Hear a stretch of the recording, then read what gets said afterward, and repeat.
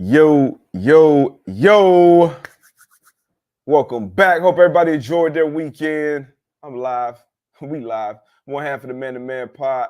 Yours truly, Darius Butler.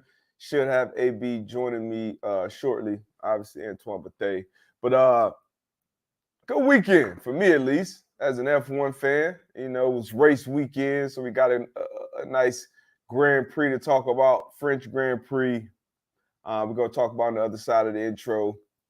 We got some things happening in college football, obviously pro football, the NFL. Bunch of teams are reporting.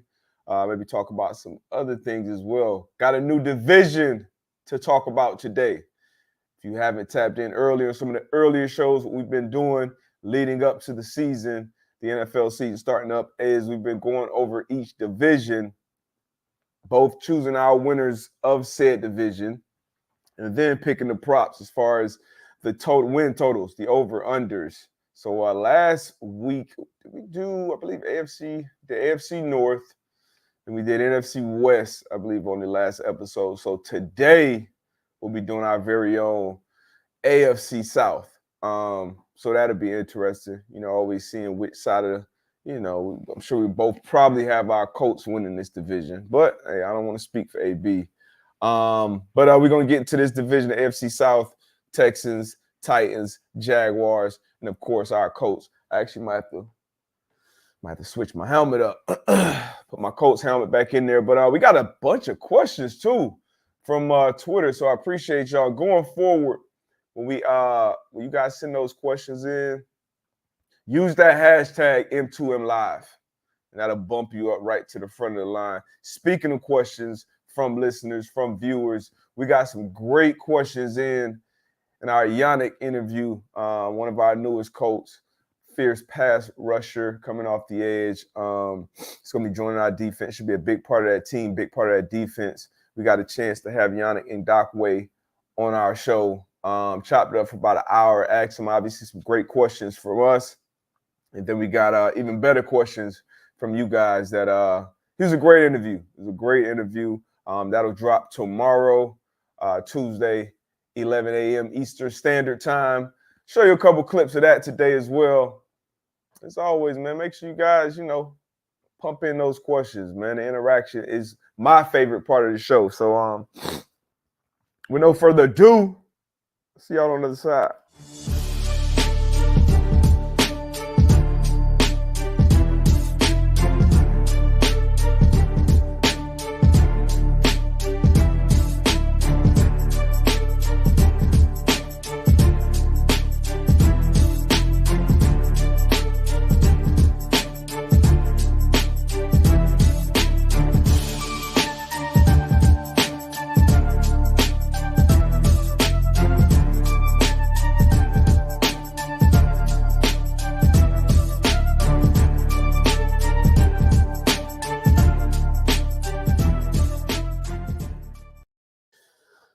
Yo, we back. I'm back. Let's jump right into it. Delayed start. What was the delayed start, Joe? We're gonna jump right into. I hope everyone's weekend was great. First and foremost, always entertaining. Always something fun happening over the weekend. I did some fun things with the kids. Obviously stayed, took care of some business as well. This season right around the corner, man. This NFL season right around the corner. It's going to be a big season. It's going to be a big season for the pod. It's going to be a big season for me. It's going to be a big season for AB as well. Hopefully a big and exciting season for everyone tapped into this show too. But big things are coming, and I am beyond excited for this NFL season to get started. This F1 season, Formula One. I know it's other people in here, that are in their motorsports. They'd rather be motorbikes, the Subarus, the off-road joints, the NASCAR, IndyCar. I missed that wave growing up. But, man, am I on it now. And I'm 10 toes down. I'm all in. Had another Grand Prix this weekend. So I'm going to jump into the F1 news first. before, AB jumps in here. We had the French Grand Prix. We spoke about it on Thursday. What did we say Thursday? We have a little flashback to Thursday. We obviously spoke of it being Sir Lewis Hamilton's 300th Grand Prix, which he entered a prestigious club. I believe he was the 6th member. But he got his 4th consecutive podium. So podium finishes, a top 3 finish. There's 20 drivers on the grid. He got in the top 3 for the 4th consecutive time this season. His car hasn't necessarily had the pace that it's had in previous years. Mercedes has dominated for 7-8 year stretch, since Toto and Lewis been there. They've been dominating. Bottas was the second in that second seat for a while. That's been George Russell, who's been a great driver this season. I believe a top 5 finish in every Grand Prix outside of Silverstone, which they had that big accident on the first lap. But Hamilton, shout out to Lewis Hamilton, 300th Grand Prix, as I said. I believe this is his 187th podium. Ended up finishing P2 behind Max Verstappen, who it seems like is always winning. Right now he has the fastest, it's hard to say the fastest car because Charles Leclerc in that Ferrari, which we'll get to, has been, setting all these poles. So setting the fastest times, fastest laps, but just haven't been able to get it done to finish these Grand Prix, whether it be the team management, whether it be a driver mistake, whether it be the car. Ferrari just hasn't been able to get out of their own way. But shout out to Sir Lewis Hamilton, the GOAT. There's a lot of, GOATs. It's like most people will never agree on one, but this is my choice. It's the GOAT. 300 Grand Prix, 4th consecutive podium. The race itself, Mercedes, they got their first double podium of the season. Hamilton finished 2nd. George Russell finished 3rd. George Russell on the restart after a virtual safety car pulled a very savvy move on Checo Perez, who's the second driver in the Red Bull, to get into that 3rd spot on that podium right near the end of that race. So it was a pretty exciting finish. Charles Leclerc, honestly, probably my favorite driver on the grid. I would say I love Lewis Hamilton, obviously, but if I just had to pick one driver, maybe it's the Ferrari, the car. Like it's probably my favorite car to watch. So Leclerc, he's been, like I said, he's been getting pole positions all year. He's been leading laps. This is 3rd. Yesterday was the 3rd time where he's retired from leading the race. The 3rd time this season where he's retired from that position. Now, sometimes it's been an engine failure or a turbocharger, something going out. It's been a reliability issue. This time, it looks like it was just a driver error. He lost the back of the car going into a turn, comfortably out in a good lead. And, Max obviously got into the lead and never looked back. I think he won this race by like over 10 seconds. So it was a comfortable win for Max once Charles Leclerc went out. But this is big. I think Leclerc is like 75 points behind, 64 maybe, 64 or 75, I'm not sure, behind Verstappen now for the Drivers' Championship. So it's tough sledding for him to be able to catch Max in the second half of the season.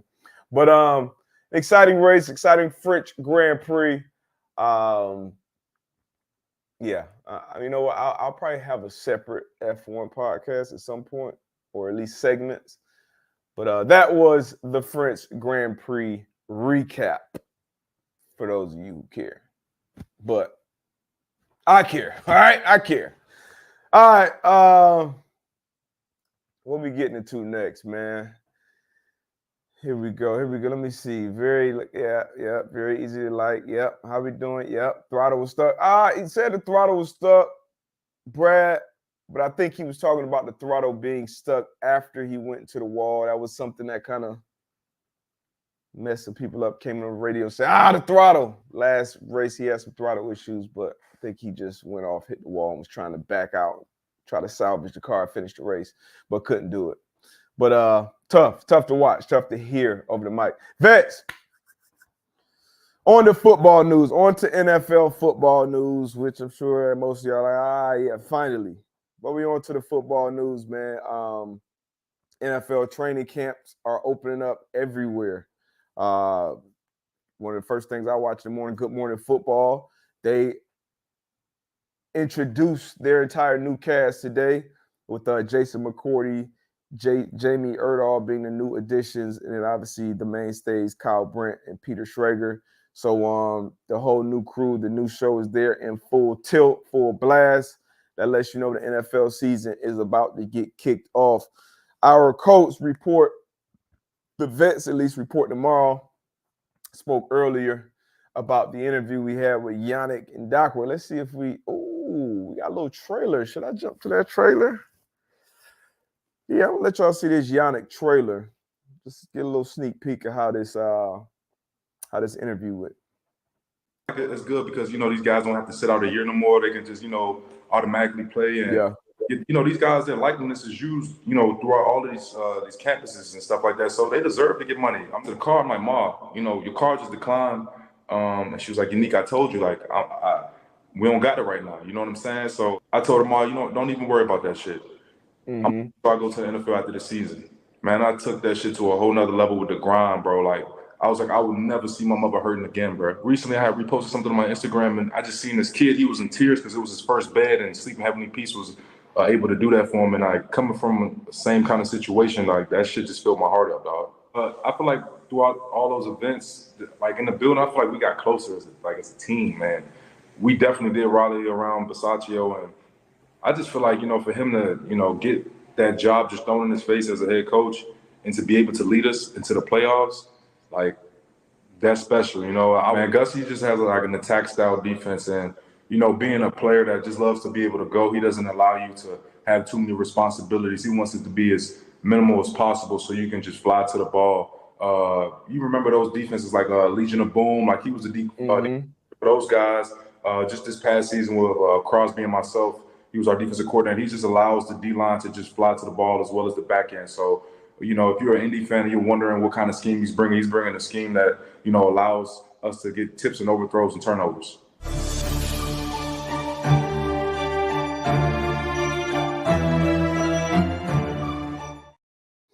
So once again, man, had a great time interviewing Yannick. As you can see from the trailer, it's a good interview. He got into a lot of answers. Me and AB, we asked some good questions, some tough questions, some fun questions, and once obviously gave him a bunch of questions from you guys too. But it was a dope interview, and I'm excited to have him. Excited for this season for my coach. I forgot to do this. There we go. There we go. There we go. That's better. Let's get into it, man. Let's get into it. Hey, B, man, I don't know what happened to my dog, man. Should I jump? No, I'm not going to jump into it. I'm not going to jump into it. I'm going to jump into some of these questions, though, before I even talk about the other stuff, just in case we do have. Boo, boo. Let's get into it. First question. Dan Westermeyer from Twitter. Will Matt Ryan do okay in Indy? Now, I've been everybody's obviously it's an exciting. I feel like it's an upgrade from Carson Wentz. Honestly speaking, though, I wouldn't say I share the same level of excitement that most Colts fans or most former players or most people on TV share.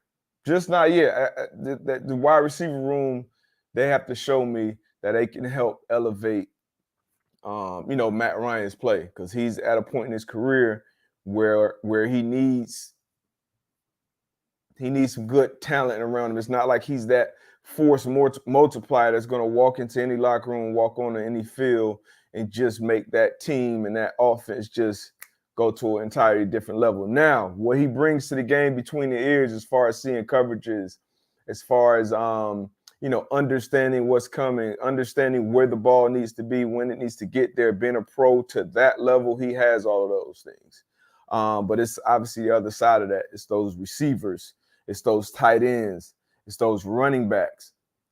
Being able to get the spots and beat coverages, ID coverages, be on the same page with that quarterback to make those plays. Now, Michael Pittman Jr., very talented. Still young receiver, still learning his way. Paris Campbell, dynamic physical ability, but still very young when it comes to football terms because he hasn't played a bunch, doesn't have a bunch of reps under his belt. Alec Pierce, the second-round pick out of Cincy.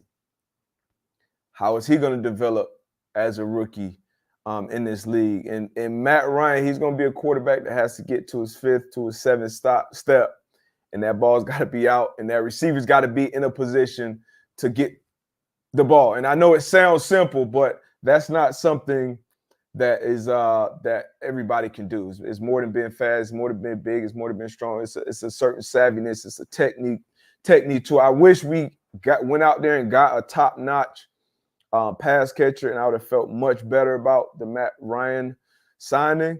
But honestly, I don't think it's a huge upgrade from Carson Wentz. Carson Wentz, what Carson Wentz did last year was it was just times and situations in games where he just needed to let the play die or take a check down and things like that. We've heard it over and over again. But he also didn't have the greatest supporting cast around him outside of that running back. And everybody talks about Jonathan Taylor and the offense being able to run it, and that's amazing. That's incredible. But in this league, at least my belief, I don't think you can ride a run game all the way to a Super Bowl championship, especially through this AFC. You're going to need dynamic quarterback play. You're going to need a dynamic offense overall to put up 30, 35, 40 points sometimes. So I'm hopeful. I'm not as excited as everyone else is about it, but I do think Matt Ryan will be an upgrade over Carson Wentz and will have this team in a better position down the stretch. But everybody else around him gotta carry their weight. Now, we do have Reggie Wayne on that coaching staff, coaching those wide receivers. So that's gonna help those receivers come along. We got a young tight end group too. We have a rookie that'll probably be getting significant time. Mo Alley Cox, obviously former basketball player, has been in the league. Shit, at least he was there when I was there. So this got to be at least his fifth year, I would think. But still young when it comes to football terms and reps and things like that. But a lot of potential here. Big year, in my opinion, for Frank Wright. Obviously it's been a revolving door at that quarterback position. We had 7 Pro Bowlers last year. I think we led the league in Pro Bowlers. And for us not to make the playoffs, we got to look at the coach, right? We can't we can look at the general manager as well. But the general manager at the end of the day, he put 7 Pro Bowlers on the roster.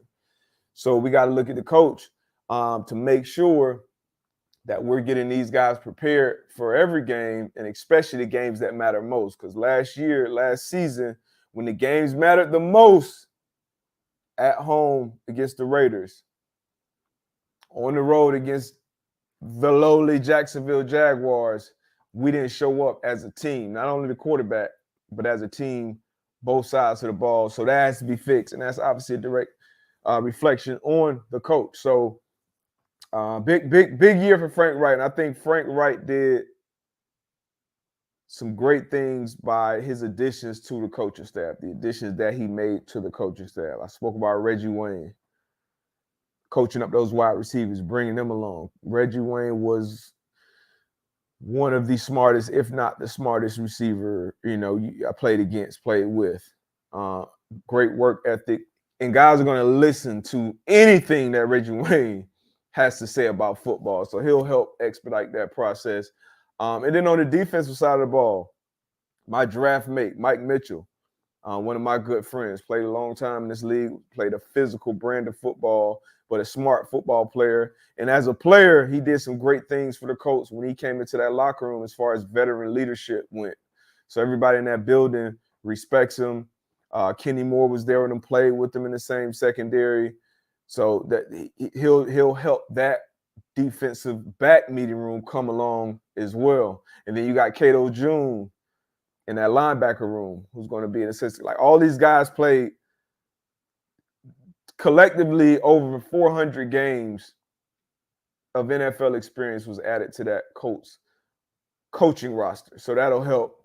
I think that'll help, especially with a new coaching staff. Gus Bradley coming over from Las Vegas brought some of his guys as well. But to answer that question, good question, obviously. And obviously, I'm excited about my Colts. What else we got, man? Tom Gordon, if the Rams and Matt Stafford win a Super Bowl again this year, will we see more people talking about how Stafford is better than Aaron Rodgers? Eyeball, eyeball, eyeball, eyeball. If the Rams and Matt Stafford win a Super Bowl again this year, will more people be talking about Matt Stafford better than Aaron Rodgers?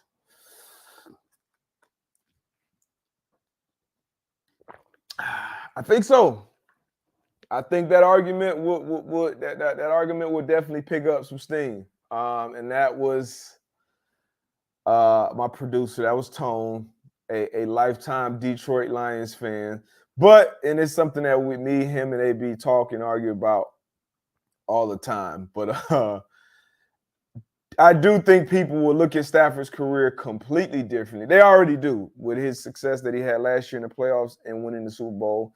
If he replicates that and has another run and even goes to another Super Bowl, maybe, I think the Stafford-Rodgers argument would definitely pick up some steam as far as Stafford being better than Rodgers do. I think it's close.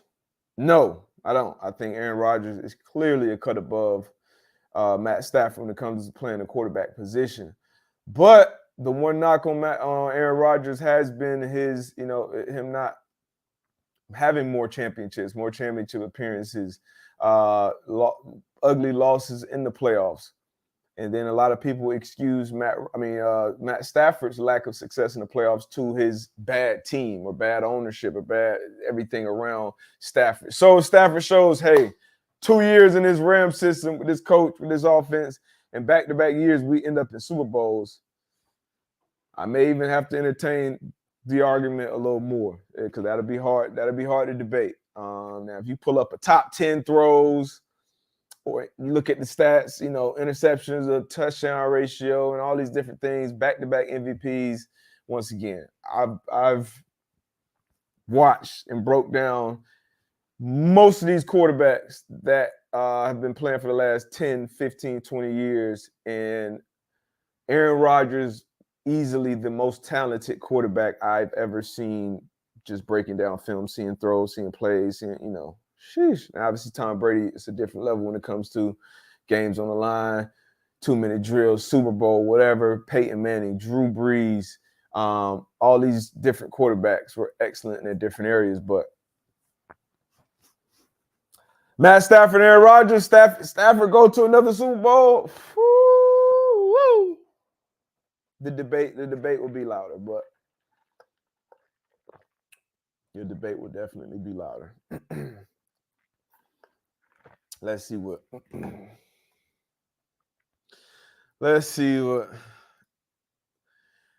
dummies will do. That crowd. That would pad his Hall of Fame resume. Will be talked about. Is better than number 12? No. It's a team sport, even though the quarterback is an important position. Wins are not a quarterback stat, unless it's making my argument better. Now, the whole wins being a quarterback stat,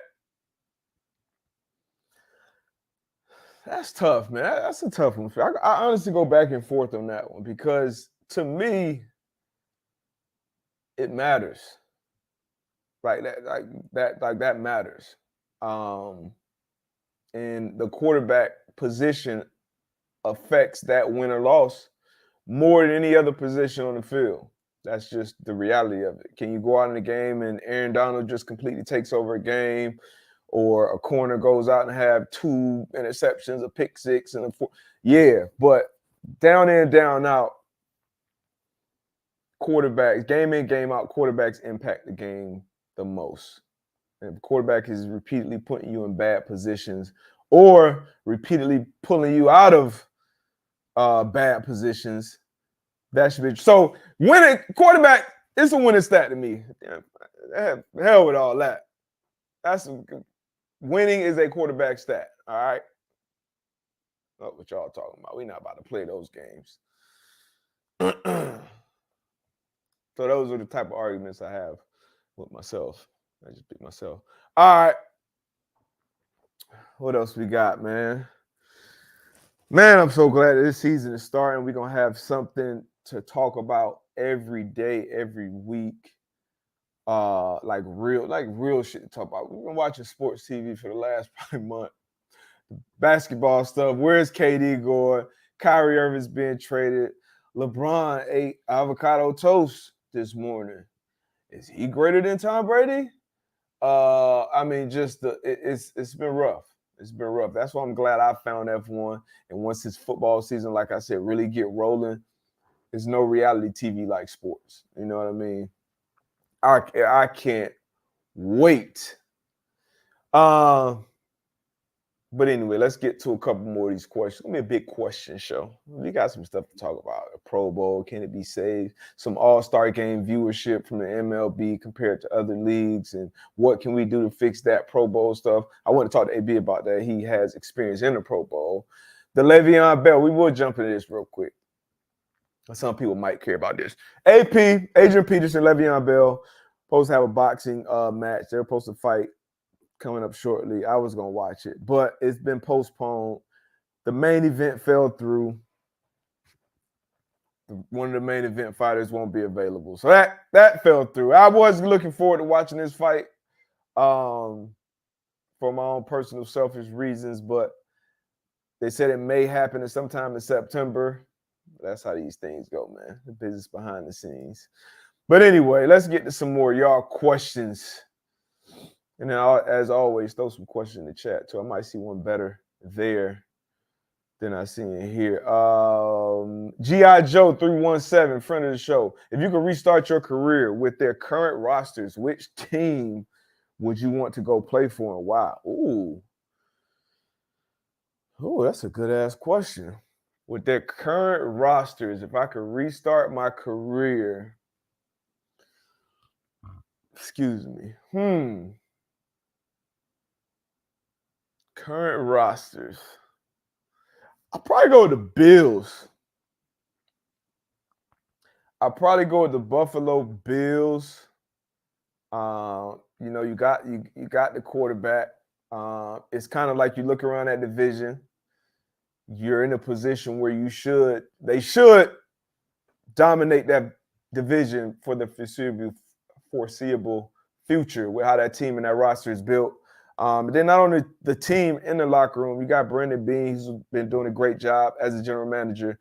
You got Sean McDermott, who's been doing a great job as a head coach, a defensive-minded coach. You got Leslie Frazier, who's been awesome as a defensive coordinator. Now they will have a new offensive coordinator with Ken Dorsey this year, and we'll see if he can replace Brian Daboll. But everything that I've heard about Ken Dorsey, and I was actually on the team with Ken Dorsey in Carolina when he was helping coach up young Cam Newton. And now Ken Dorsey helped coach up young Josh Allen. So he has a track record of success with these type of dual threat quarterbacks. And Josh Allen, a lot of people will put him in the top 2, 3 when you look at the quarterbacks in the league. And then you look at the defense. They got some good young dogs across that front line. And you bring Von Miller in over there, who's I think has another couple more years of dominance left. He got 2 great safeties. You went and drafted Elam in the first round this year. You still got Tre'Davious White when he comes back off the injury. Yeah, let me get in that corner slot, nickel roll, do something. But if I'm restarting my career I might just start off at the safety. That's a good question, though. But I'll probably go Buffalo Bills. That's a good question, though, Joe. That's a good. Other teams that I thought about quickly, other teams that went through my head, obviously the Dolphins would be the first one just because of always wanting to be a home team. Well, early on wanting to play at home. Another one that went through my mind, the Ravens. I think the Ravens have a very bright future with Lamar. And then when you're playing defense for a team that offensively runs the ball a lot, you get to rest. You get to get your legs back under you. It's one thing playing defense with a team that plays a lot of up-tempo and up and down. Sometimes they ask you to get off that field quick, and you got to get it back out there, and that hurts you. That hurts you as a defense. The more you got to do that throughout a season, throughout a game. So Lamar, he'll have that offense on the field, chewing up clock, putting up points, and that's partly why the Ravens win so damn much. But once again, when they get to nut cut time, when they get to the playoffs, you got to have a dynamic passing game that can get you out of some shit, that can win games. Most games are going to come down to a 2-minute drive. Somebody either going down and scoring or putting yourself in a position to kick a field goal, and on defense, getting off the field. That's what most games are going to come down to. It's only a few games, maybe 2, 3, maybe situations where you are during the season where you're in a 4-minute drill trying to run out the clock and secure a win. Usually it's a team trying to drive down a 2-minute or get a stop in 2 minutes. So as a Raven, if I'm a Ravens fan, I'm a Lamar fan, so I guess I am a Ravens fan somewhat. Got to expand on that passing game. Okay, now y'all come with the real questions. Hennessy or Crown? That's Hennessy. Every day of the week. Every day of the week. Let's see what else we got. What else we got? Kyle Madsen, Trey Lance, yes or no? At this point, it got to be a yes. You went drafting him number 3 overall. You got a team, a roster built around him that's ready to win. Got to be yes. We got to go all in with him. The talent is undeniable. The talent is there. From everything we heard pre-draft wise, he's a smart player, smart young player. So he just got to go through his bumps, bruises, and growing pains because he's a young player. Didn't even play a lot in college. You know, had that 1 year, had COVID, and then had that one showcase game. So he didn't play a bunch in college. So it's definitely going to be some growing pains with Trey Lance, but absolutely a yes with Trey Lance. Got no other choice. No other choice. Is David Bakhtiari, I don't want to butcher his name, left tackle, stud left tackle out there in Green Bay, and Michael Thomas, lingering multi-season injuries, an issue for teams? I feel like not too many people have had injuries twice as long as the normal rehab process in this current era of football. Those injuries, I could be wrong here, but I feel like the Michael Thomas one has been even longer. Huge concern, especially for a wide receiver, because if you lose, that much of your juice as a receiver, that impacts your game a lot. So the Michael Thomas injury down in New Orleans, from the outside looking in, very concerning. Very concerning. And anytime you get an injury that's, supposed to have a 9, 12-month window, whatever, and it ends up being 2 seasons, that's going to be concerning.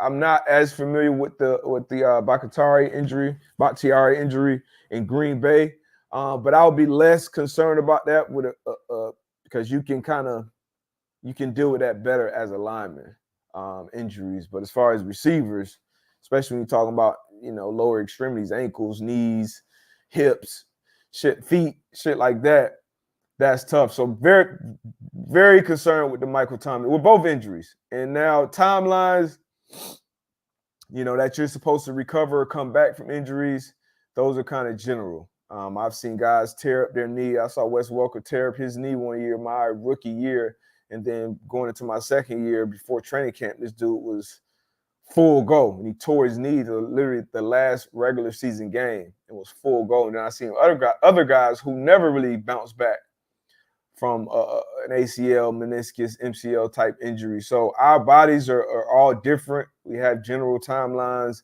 general rehab. When you see these same injuries over and over and over again, but sometimes you have unique injuries.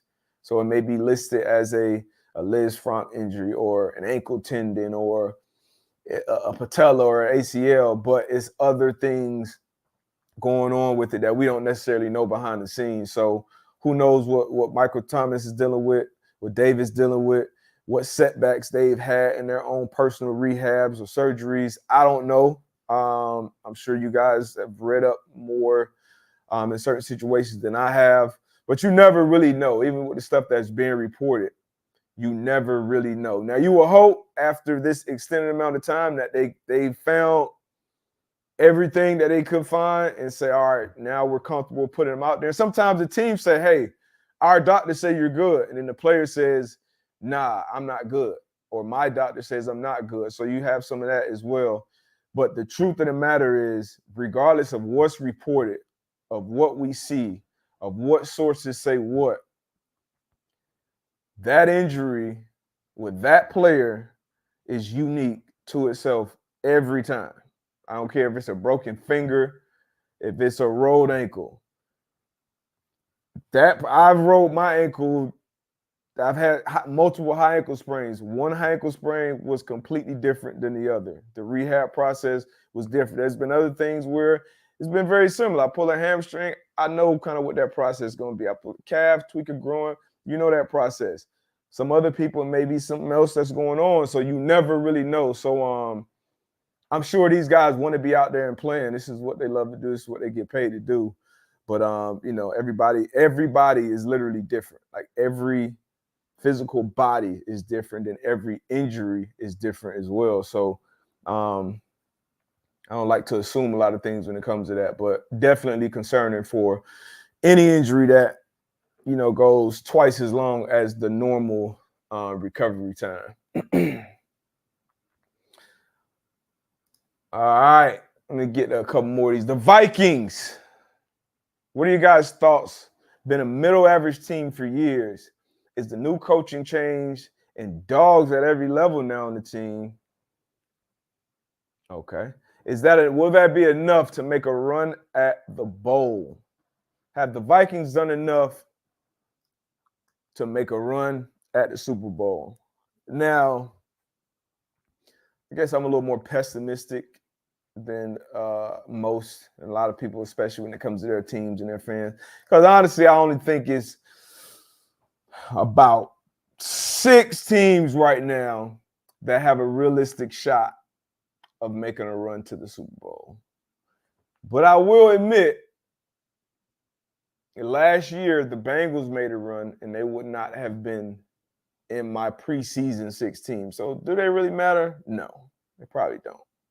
But the Vikings would not be one of those teams. They do have dogs, talent at damn near every position group on their team. Kirk Cousins, I think Kirk Cousins, a lot of people would like to put Kirk Cousins as the are you better than Kirk Cousins or are you worse? Like he's like the average, like the median. And I think Kirk Cousins is actually like a top 15 quarterback. And he has talent.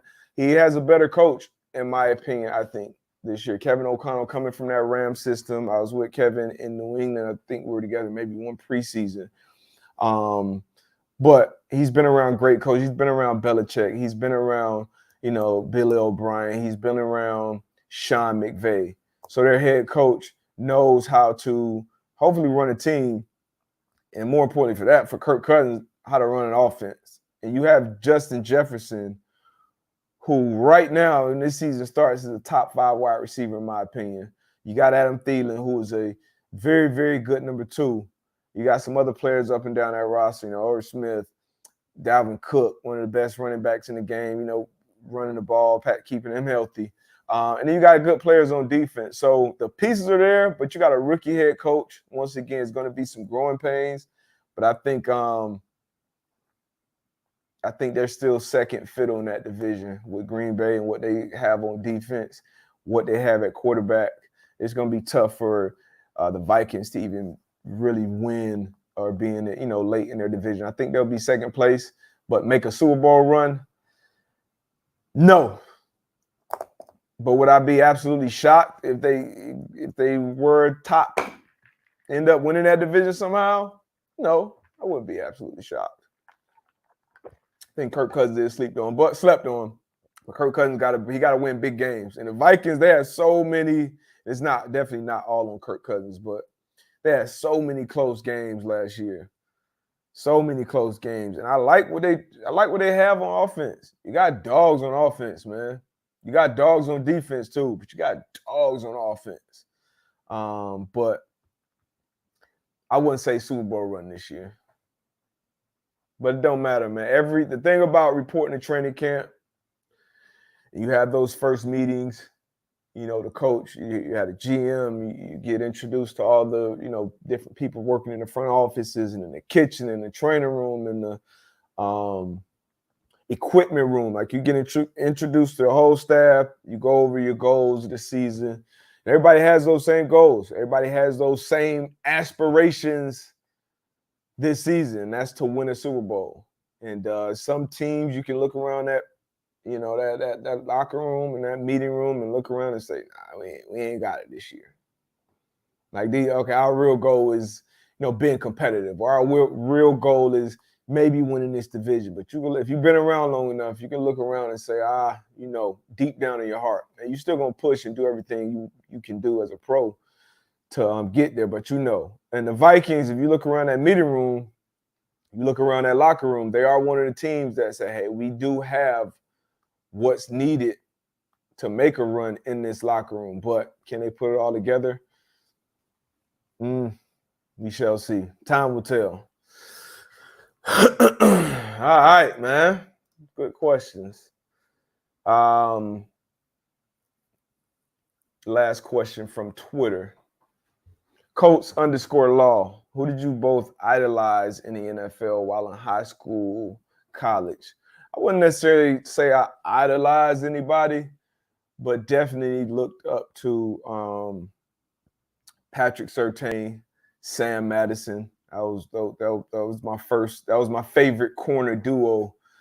Being a Dolphins fan, and we had Jason Taylor, Zach Thomas for all those years, but having those guys, Calvin Jackson at safety, Brock Marion, like we had you came and played some solid football, Terrell Buckley, and the Dolphins secondary, I was a huge fan of you. And outside of my Dolphins, Deion Sanders, obviously, and probably Champ Bailey on the football side. Basketball, grew up being a huge Jordan fan. I got a brother that's 6 years older than me, so he had me watching ball early. Huge Jordan fan. I didn't like Kobe, but I loved the dog that he was and his work ethic. Rest in peace, Kobe. As he grew older, definitely grew to love Kobe. But as a younger person, and then Allen Iverson, once again, his competitive streak, his competitive nature, been the underdog, been undersized, and just been an absolute killer night in, night out, never wanting to come off the floor. Those were the players that I looked up to growing up. Definitely, but good question, man. Good question. I did see that. Terrell Buckley will be coaching a head coach. I saw Anthony Beck will be a head coach in XFL. Excited about the XFL. More football, more opportunities for the young players. If you've been paying attention, there's been a few USFL players that have gotten opportunities on NFL rosters. So excited about that. All right, let's see what else we got, man.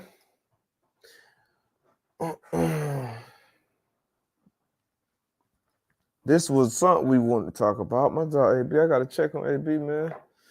Gotta check on my dog, man. But favorite training camp moment. This is a good. So the question is, what was our favorite training camp moment? Obviously, with training camp being underway, you know what? I probably can't really get into it. There's one moment I would like to talk about, but AB will have to be able to talk about it.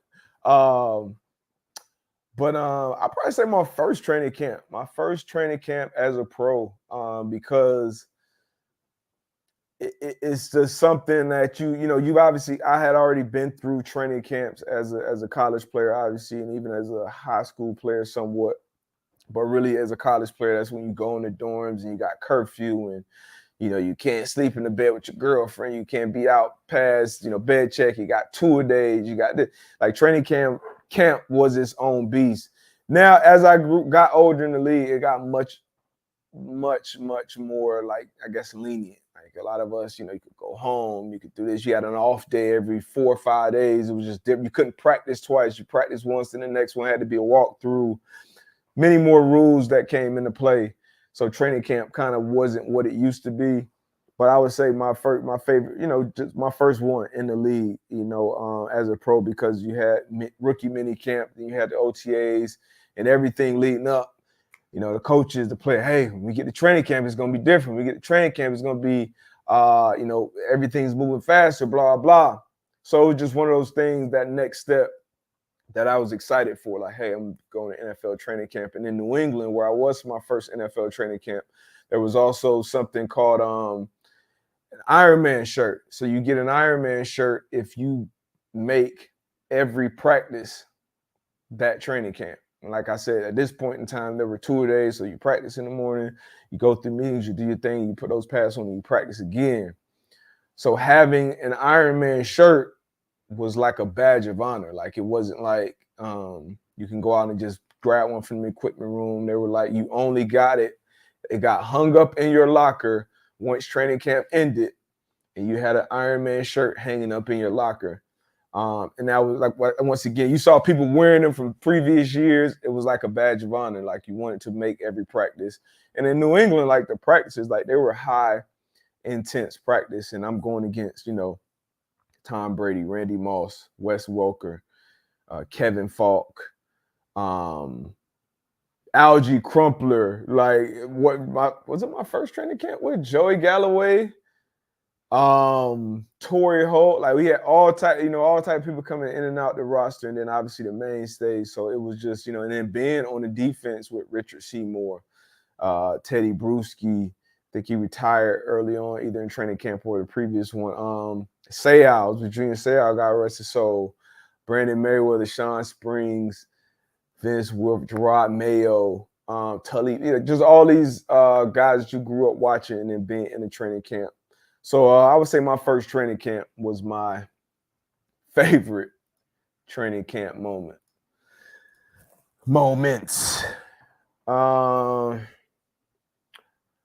right.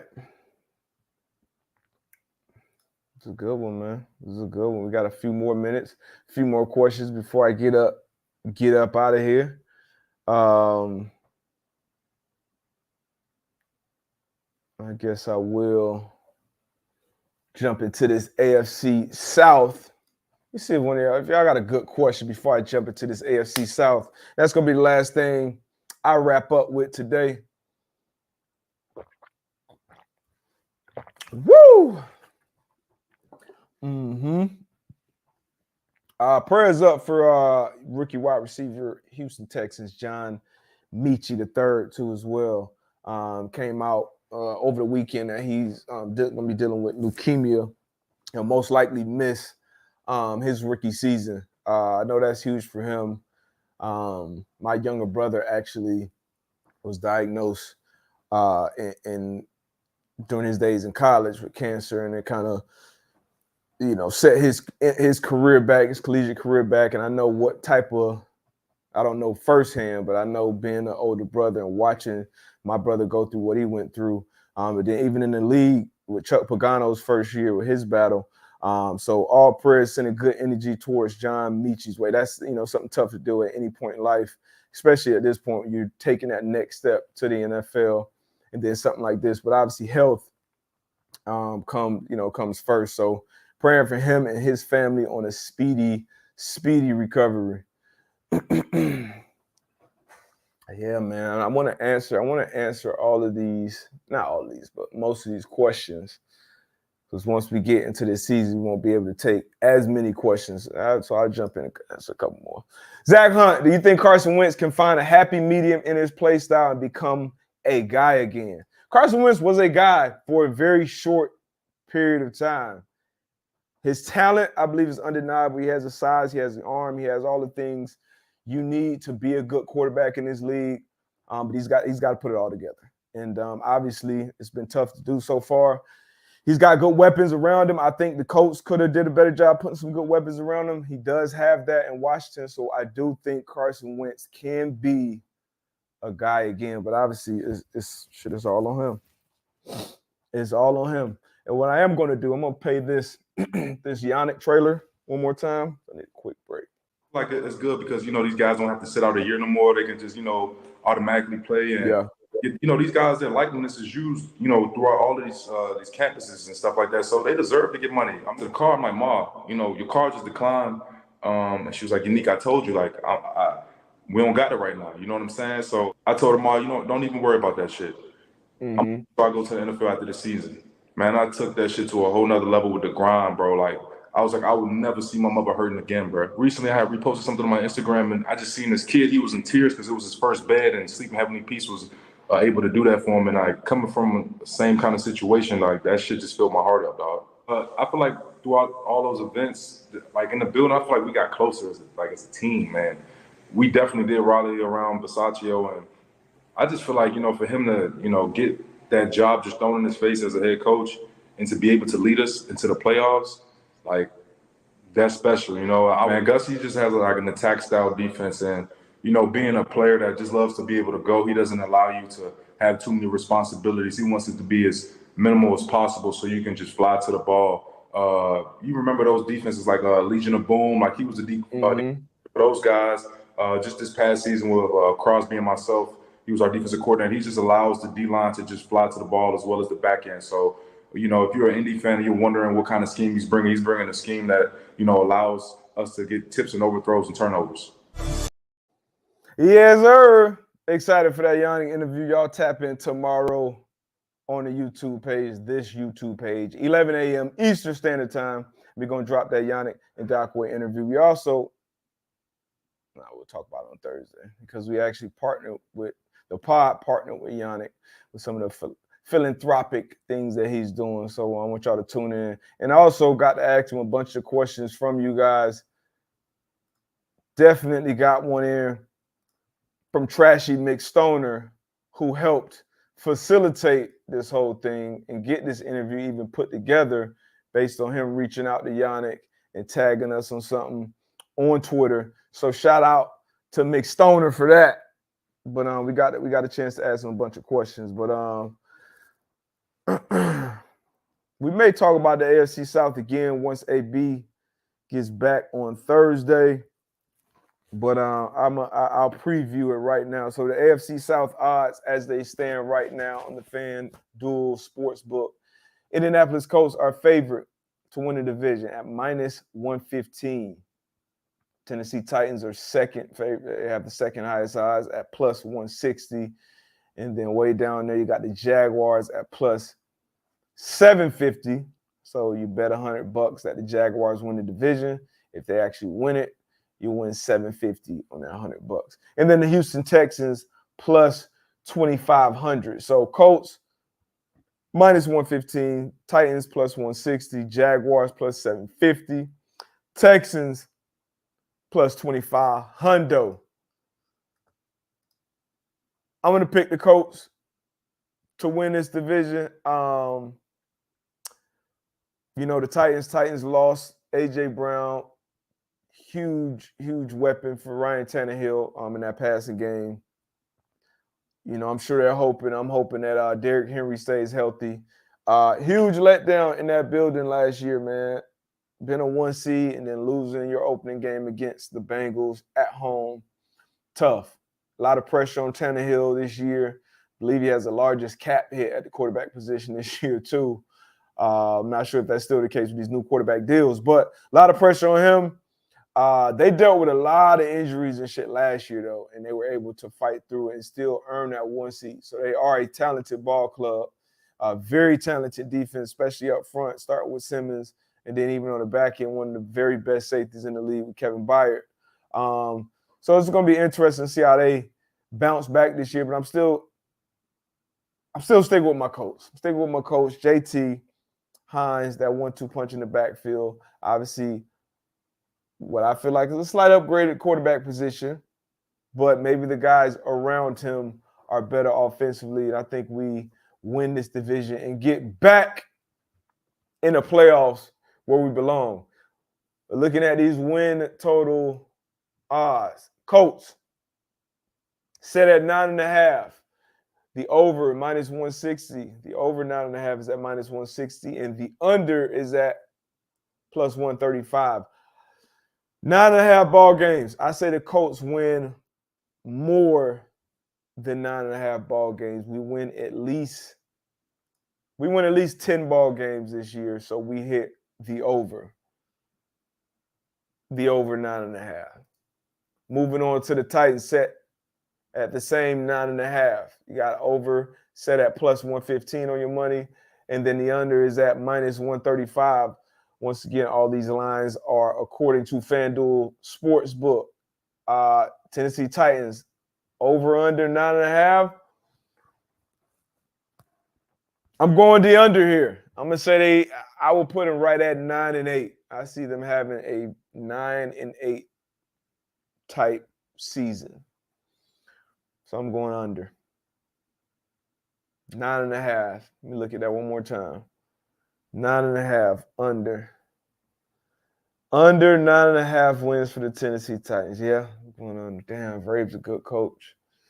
Good coach. Dealt with a lot last year. Won a lot of ball games.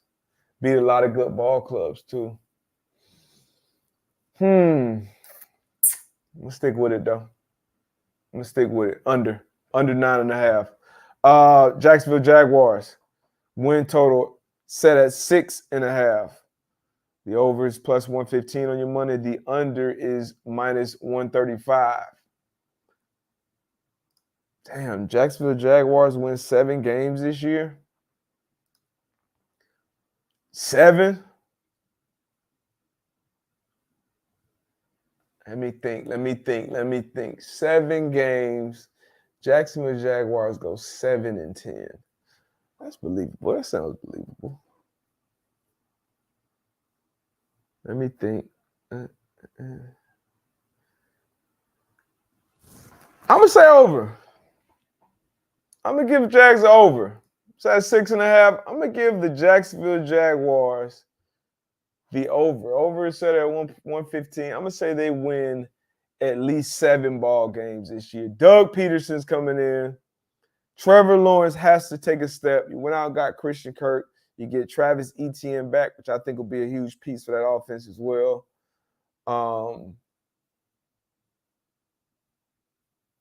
Defensively, Josh Allen in front. Damn. That's tough. I'm going to go with 7, though. I may change my mind on this at some point. But I'm going with 7 wins for the Jacksonville Jaguars. Damn, that's a huge bump. They got to improve a lot. Moving on to the Houston Texans, their over-under is set at 4.5 games. Same odds, -110. 4.5 games, the over-under for the Houston Texans. Davis Mills returning at quarterback position. You still got Brandon Cooks there. He went and got Stingley at the top of the draft. He finally moved on from the Deshaun Watson situation. You got picks back from him. You know what you're doing. Quarterback, you hired Lovie Smith. It's a full-time head coach. Can the Houston Texans win 5 ball games this year? Damn. Can Lovie Smith and the Houston Texans win 5 ball games this year? So I'm taking the Jacksonville Jaguars to win at least 7. Will the Houston Texans win 5?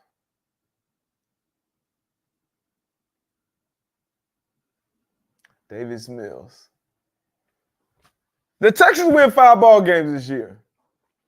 Davis Mills, he wasn't bad. He played well against my Chargers, played well against the Patriots. Brandon Cooks is year in and year out, damn good wide receiver. We need more, though. 5 ball games. Damn. Whoa. They'll win 2 against the Colts. Whoa. That's disrespectful. I don't see that. Oh, I see Jeremy said at least 6. A lot of people in here says over. The schedule, the AFC South does play the AFC West this year. So that's important. So every year one division plays another. So we play all 4 opponents from the AFC West as a division. What other division do we play? But that's important. Damn. Can you get 5? Lovey, can you get 5? It's tough. It's tough. I say, I'm going to say no. I'm going to say Houston Texans don't get 5. 4-13. The Houston Texans were 4-13. That sounds right. That sounds right. Now, going forward, Nick Caserio, you got a lot of ammo with these picks. Can you hit on Davis Mills? Once again, he looked as promising as any of these other year 1 quarterbacks. I think Mac Jones looked the best. We didn't see much of Trey Lance. We saw a bunch of Zach Wilson. A lot of it didn't look good. Justin Fields, a lot of that didn't look good. It was a lot of terrible, bad supporting cast, bad coaching, I think. But Davis Mills, and you can say a lot of those things for him too. He played well. So can they hit on this pick? I think 2-3 years, this Houston Texans team can be competitive again in that division. But this year, they go 4-13. Yep. But appreciate y'all, man. As always, appreciate y'all. We will see you guys on tomorrow, actually. Tomorrow, 11 a.m., same place. Tap in for that Yannick interview. It's a great interview. Like I said, we touched on a lot of things. We talked about the Raiders locker room last year. What was that like? How's Gus Bradley as a defensive coordinator? What type of defense? How's he embraced the city so far? What's it been like moving around from city to city, from organization to organization? How does it feel, and then being a guy on a short list to start their career off with 8+ sacks in their first, 5-6 years. So we talked about that. We got his top 5 pass rushers of all time. We got me and AB's top 5 DBs of all time. We got his toughest top 3 tackles that he's faced in the league. We asked a lot of questions. We talked about a lot, man. Some of his upbringing, some of the things he dealt with, his path to the league. Great interview with Yannick, one of our newest coaches. But that's tomorrow, 11 a.m., and then we will see you guys on Thursday, hopefully with a lot more football news to talk about, man. But I appreciate y'all as always. See y'all on the other side.